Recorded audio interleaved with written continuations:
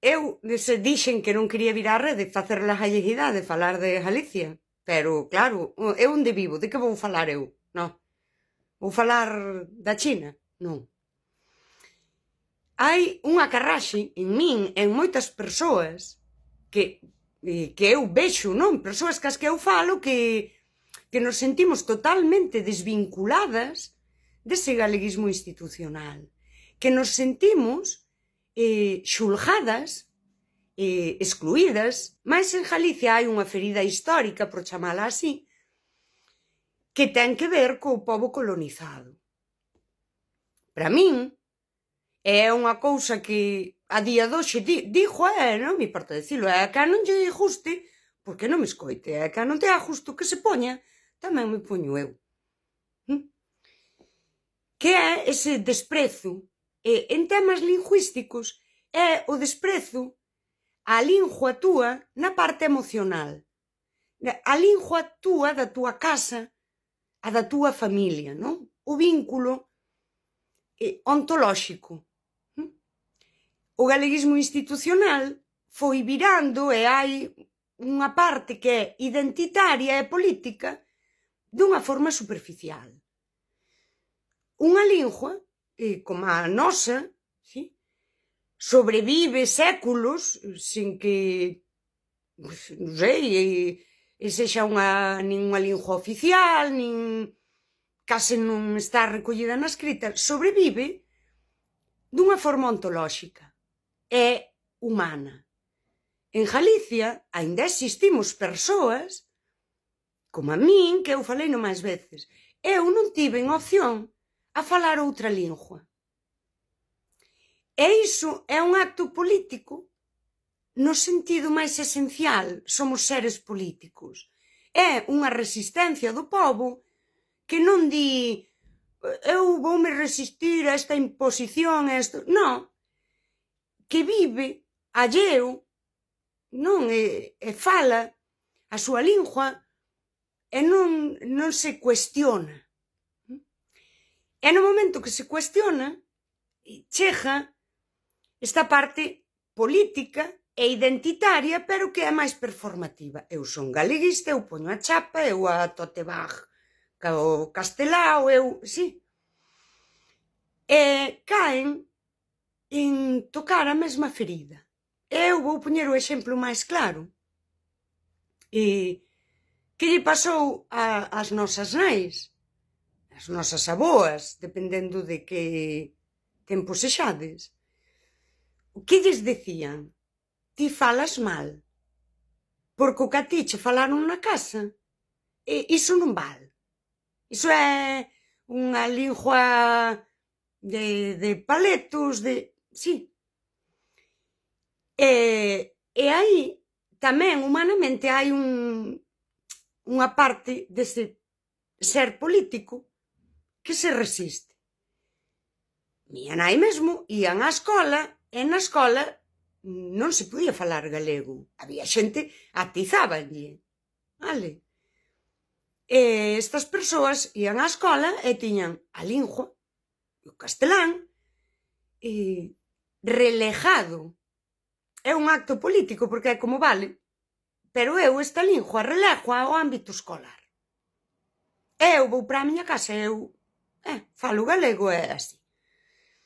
E despois, non sei, chegan tempos onde xa meu pai sería un exemplo, deixan, xa non herdan aquela tradición máis de labrejos e así. Eu vou poñer o exemplo propio, pero isto contancho lote de persoas. Van traballar á Coruña e deturpan, a palabra máxica, a lingua por adaptación. Hai cousas que dicían que rinse deles, Jesús, que dixo, e detúrpana por non estar discutindo. É que non é nin un... Ai, Dios mío, non que se rin de min. É que non queren discutir con señores e señoras que son da Alteza, sí? E din, pois, xa non vou dicir garfo, vou dicir tenedor, porque estes non entenden nada. É todo máis simplón. E daquela chega ese movimento máis galeguista de defender o noso. E defender o noso, que eu teño un vídeo por aí de Gadamer, é en sí un fallo. Aí hai un fallo. Cando a lingua é ontolóxica e a tradición é ontolóxica, Gadamer dixo, non? A tradición é unha autoridade e ti, ao recoñecela como tal, non tomas unha posición na defensa dela, ti dialogas ca tradición. Coa lingua pasa algo parecido. Ti, a túa lingua é unha autoridade. Ti naceches nun sitio, non tiveches opción a outra cousa. Eu son esa persoa, ti non te cuestionas. Se a lingua é mellor nin peor. É ontolóxico e ten carga emocional. E chega un galeguismo que comeza a dicir nalgún momento que ti falas mal porque a túa familia non che aprendeu ben a lingua. E comezan a caer no mesmo. Non, eu penso, non? Meu pai vai traballar á Coruña e rinse del por como fala. E el medio se adapta. Eu, poucos anos despois, no instituto, eu, persoa que o digo 1000 veces, eu fun á escola e non sabía falar castellano. Atópome cunhas autoridades, sí, profesorado e xente da política, que me están dicindo o mesmo que se lle dicía a meu pai. Ti non falas ben. A túa familia non saben como é. É o mesmo xogo. Daquela, cando agora chegan, a perda de falantes, é todo unha desgracia. Sí. Caen unha e outra vez nun discurso victimista, porque nos oprimen, porque non sei que. Sí. Din cousas, orzamentos, a culpa é do PP, que esta tamén faime moita gracia, porque como esa xente do PP non falase galego. Porque a ver quen estuvo votando ao PP todos estes anos. E hai un discurso aí, por exemplo, de a escola como a salvadora da lingua. Pero resulta que eu xa vivín no instituto e as nosas nenas, os nosos nenos, de persoas como a min, non? Galego-falantes, tamén o viviron. Na tua casa non saben falar. Isto non é así. Na tua casa din jueves, un castelanismo. Sí. Eu teño visto sobre todo en Twitter, que para min é unha caricatura da sociedade, a min váleme moito así para analizar.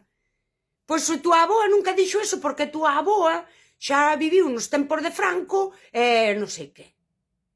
E ti claro diso, hostia, esta falta de respeto pola señora. Non, vamos a ver. E o galeguismo este máis activista caeu no mesmo, en xulgar a unha poboación que vivía nesa resistencia pasiva, que é política no sentido máis ontolóxico tamén, e non identitario. Sí, é que xusto non é identitario, é ontolóxico. Non está a persoa, isto é a miña identidade, a xente di, bueno, carallo, eu falo así, deixadme en paz. Que é onde sobreviven esas linguas minorizadas. É así, porque onde sobreviviu? Como chegou a nós?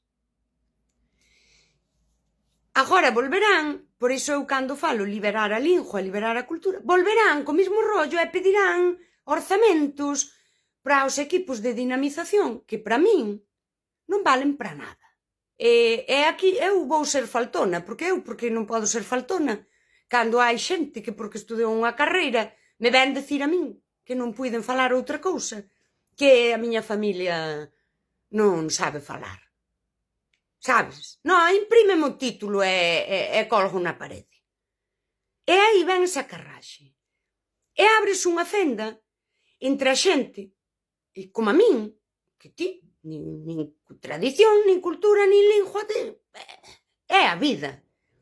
E a xente que diso, que en ti é ontolóxico, fixeron unha identidade política. Pero política partidista. Iso é totalmente contraproducente para a lingua.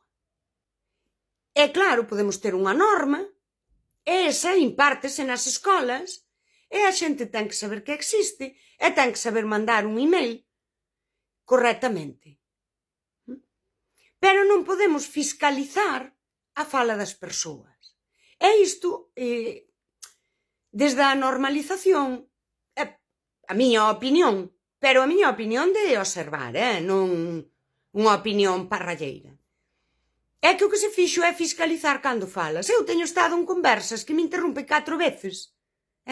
Non se di así, pois mira, vas tomar polo cu, eu xa marcho. Sabes? Non, porque eu non estou falando con dicionario, nin coa Real Academia, que a gallega deixa moito que desexar. Que nos está quedando o dicionario que dentro de pouco é un tríptico. E isto pasou. Porque perdemos falantes. Vale. Eu vivo en Carballo. É unha zona que se fala moito galego. Eu sou nai. Eu estiven aí fora. Vivo nunha zona onde o máis da xente viñamos das aldeas do lado. Sí. E eu estive no parque vendo como as nosas fillas e os nosos fillos, en xeral, nos contestaban a nós en castellano. Ían á escola e volvían falando castellano. Pero nós, galegofalantes, aquí en Carballo, zona que en principio é propicia, cunha lingua vehicular, podo falar dun colexo. Un colexo dunha liña onde a lingua vehicular era o galego. Porque ao mes estiven no consello escolar e ainda debo ter por aí as gráficas. A lingua vehicular era o galego. Na casa, nai, pai, avó, aboa, todo, falábase o galego. As nosas nenas, os nosos nenos, mudaban o castellano. Daquela. E isto é unha realidade que eu podo ver nun colexo que se foramos por aí preguntando, deuse moitos. É que cando ti fiscalizas, xa non a lingua, a fala, esa resistencia pasiva da poboación, vírase. Ás veces esa rebeldía, ese alumnado disruptivo, que todo isto é un suxeito político en formación que se rebela contra o poder. É moito máis humano, sí? E no contexto de Galicia rebélase tamén contra esa lingua fiscalizada. E facían o que antes se facía co castellano. Eu vou relegar esta lingua aquí, porque é o que hai. Pero vou usar outra lingua. A veces, en casas, onde eran galegofalantes, e rapazada que xa colliu estas novas políticas entrou á escola coa lingua vehicular o galego, terminaron relegando igualmente aquel contexto e rebeláronse tamén contra a súa familia falando outra lingua. Outra lingua que lles permite vivir perfectamente en Galicia. É algo moi complexo e estámoslo simplificando así, non orzamentos e facer 4 eventos. A lingua non son eventos culturais. A lingua é cultural nun sentido ontolóxico. A lingua é intimidade familiar. E pertenza ao grupo. E, efectivamente, evoluciona. A norma é unha cousa e outra cousa é o que a xente fale. Non podemos estar corrixindo a xente nun mundo global porque agora din bro. E facer auténticos debates de que din bro. E toda esta cousa académica e todo, teñen que traballar nos despachos e deixar a xente falar. Iso é liberar a lingua.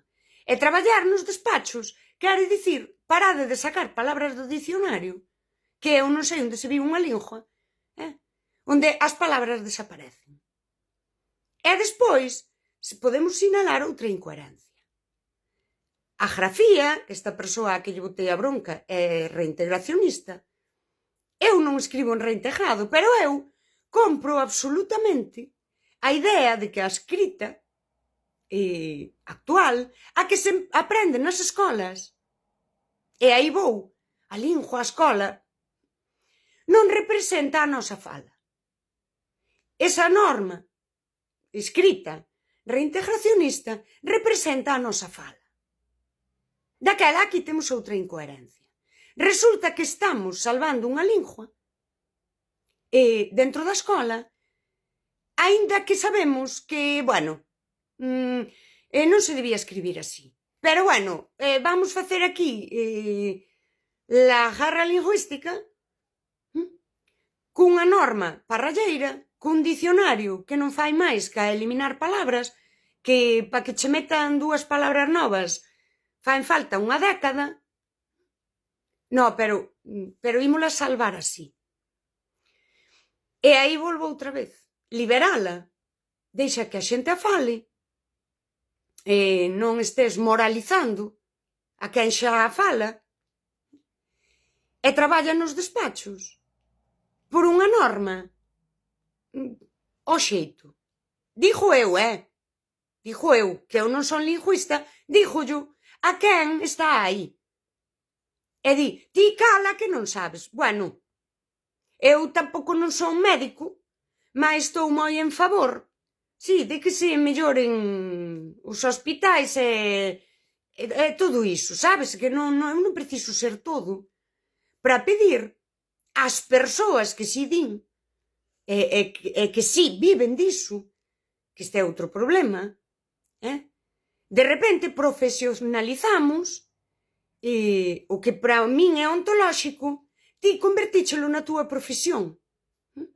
E ti aí moves un capital simbólico. E ese capital simbólico teu require de que esteas falando do que para min é vida. Daquela, o mínimo, as persoas de abaixo, o mínimo que podemos facer é mirar para arriba, é dicir, falar de como é debido do que é para nós, ou dicir, liberade todo iso, que a nós non nos fai falta representantes que, non sei, que fajan do que é a nosa vida a súa profesión, que falen de nós, de que falen de como nós falamos e que falen de como nós vivimos, pero sen vivir como nós e sen falar como nós. Esa é a diferencia entre a Galicia habitada e a Galicia contada, que se conta para os de fora, para os turistas e para a política española, que lle temos que ajustar nós, porque se non lle ajustamos nós non podemos ser gallegos de bien. E despois estamos os de baixo, que resulta que non lle ajustamos nin aos españoles nin aos daqui. Sí. Para min, ese é o problema do galeguismo institucional. A min non me representa. Cando falan, non falan da miña realidade dentro de Galicia. Por iso eu sempre digo, facede o que vos dé a gana. Pero eu sí que vou sinalar que non falades como a min e que non falades da realidade das persoas que vivimos en Galicia. E sí que pido que se libere dunha vez a nosa cultura e a nosa lingua. Que se libere. Porque as persoas que xa vivimos, eu non son galeguista, eu non son nada diso, e máis, eu estou excluída de aí, por máis que estiven en moitas cousas. Non, en moitas cousas, porque unha é de querer mellorar o mundo, eu comprei iso, e participei activamente de moitas cousas. Pero agora estou fora, Eu xa non vexo a esa xente, eu xa non vou a ese tipo de eventos, pero a cultura, a tradición e a lingua é a base da miña vida, sí? Teño máis vídeos por aí. Na miña vida, a cultura non é un evento, a tradición non é un evento, nin unha cousa que ten un dossier, que ás 9 imos facer isto e ás 11 isto e tal. Acontece. Na miña vida, a tradición e a cultura acontecen. É ontolóxico. A tradición, na miña vida, é porque eu son. Aquilo que nos dixo Gadamer. Eu, ao participar activamente da vida, é que é tan difícil de explicar, eu ao estar no mundo, con xente do chan, e non en despachos. A tradición vive porque eu estou viva. E eso, e teño un vídeo que non o quero repetir, podedes buscalo incluso no meu YouTube. A tradición, logo a cultura e a lingua está aí. Diría Gadamer, é un horizonte no que a persoa xa está inmersa. E diría Castelao, é a eternidade, vive no instinto popular. E eu estou nese horizonte. Eu son mostra viva, e como a mí moitas persoas, que eu non estou soa no mundo, de que hai un horizonte, hai unha eternidade, onde todo isto vive porque nós vivimos. É porque nós somos. E non precisamos contalo, nin explicalo, porque somos nós. E daquela, eu, cando... Que se podería facer? Eu non o sei. Cando eu nas redes poño activista do Cotiá, é porque non hai maior activismo que unha vida coherente. Vivir en coherencia entre o que pensas, o que sintes, o que dis, e daquela ti faz según dis, según sintes e según pensas, xa é activismo. Eu non podo facer máis pola nosa cultura, pola nosa tradición e pola nosa lingua, que vivir. Vivir como vivo, nesa eternidade, con outras persoas, que se cadra dinche jueves, sí. Pero estamos aí.